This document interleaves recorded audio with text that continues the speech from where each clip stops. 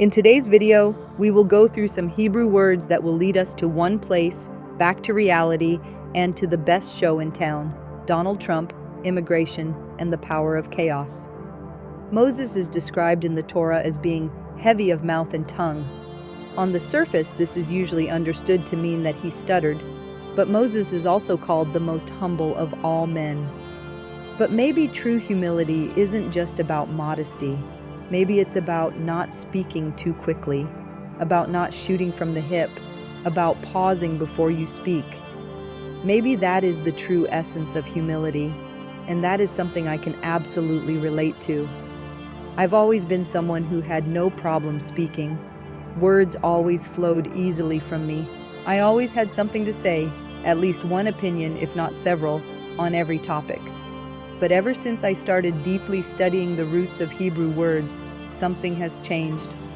I find myself hesitating before I speak, because now I understand that each word is like an entire universe, layer upon layer of meaning. And when I speak a word, it's incredibly difficult to ensure that someone who doesn't know the language can grasp all its hidden depths. So in this video, I will try to explain what I mean through one main word. In English, immigration, Trump, and the power of chaos. If you listen closely, you can actually hear the root of the Hebrew word Gerah inside the English word immigration. And it's funny, or perhaps symbolic, that both Trump and his vice president are married to women who immigrated from other countries. The world is built on linguistic patterns. And the word Gerah isn't just immigrant, it's also connected to Hagar, the mother of Ishmael, the matriarch of the Arab world. And it's also connected to chaos, to the Hebrew word erev, which means evening, mixture, and is also the root of Aravim, Arabs. This is what makes Trump such a central figure. Everyone talks about him. People love him, hate him, analyze his every move, but almost no one understands what he actually represents. Trump isn't just a president with extreme views on immigration. He is a key player in a much bigger process, something he didn't create, but rather a force working through him. He has come to embody one of the most fundamental forces through which the Creator moves the world, with the power of chaos. Divine chaos that cannot be stopped.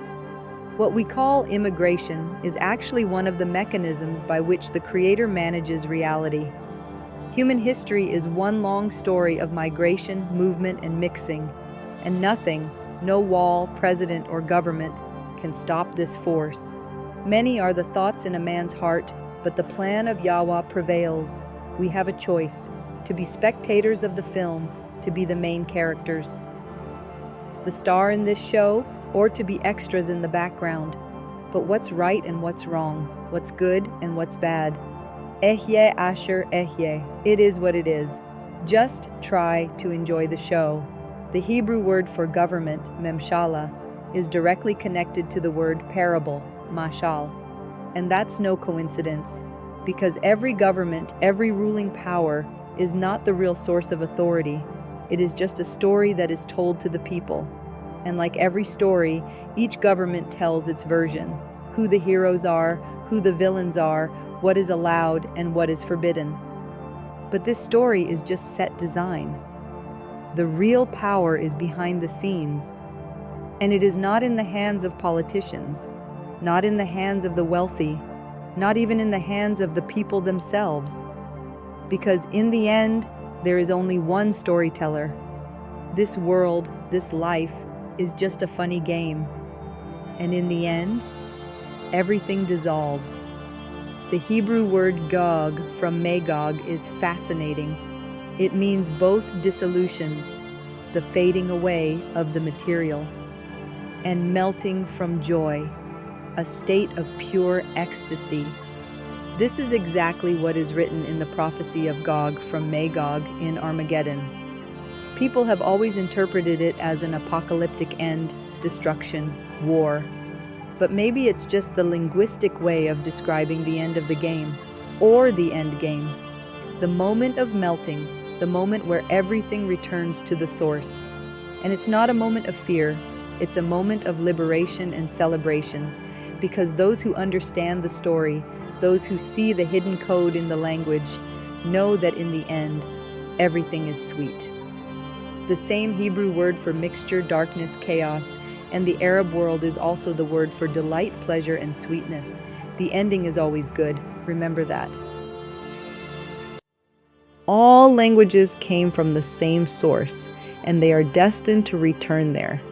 Each one holds a fragment of the truth, a particular way of seeing. But Hebrew is different. It doesn't just tell the truth, it contains all possibilities. Like the universe itself, it vibrates, it moves. The letters aren't static. They shift, detach, rearrange, allowing us to walk within the language. It's not a fixed code. It's a living terrain. That's why Hebrew carries sound. You can hear its echo in other languages because the vibration never stopped. Let's take one word, a small word, Gerah. It means a sojourner, a stranger, a migrant. But that's only the surface. Look deeper and you'll find the entire story. The name Hagar already tells you. Reversed, it becomes Gerah, to expel, to tremble, to stir the womb. The word Ger contains the tension of passing through. It is a crossing, a transformation. And yes, it can also mean fear. But in Hebrew, fear isn't paralysis. It's the primal drive, a push from within to move, to engage, to keep the story going. Even the act of stoning, regem, shares roots with resonance. The task of the Jew, the Yehudi, is not just to obey, but to reverberate. Like a stone thrown into water, rippling outward.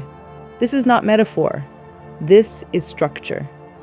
It's all in the roots. The children of the Ger, not literal descendants, but manifestations, carry out the script.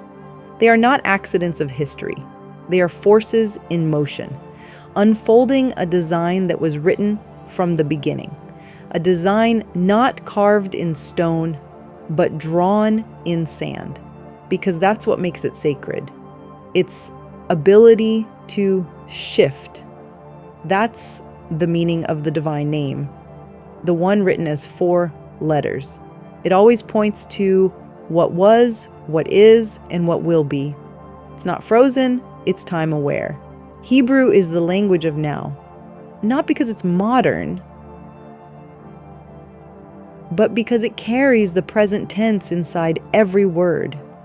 It can tell the story of this moment because it was built for moments like this. We walk the snake's path, but we are also shedding it. The divine isn't waiting in the sky.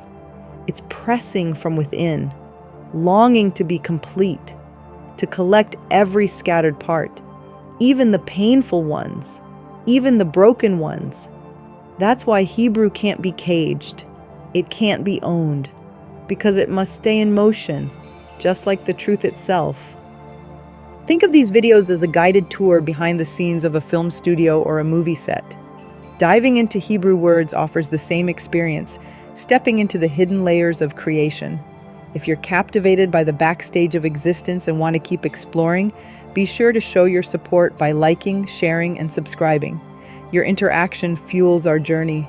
Thank you for watching. It is in the words, I promise you.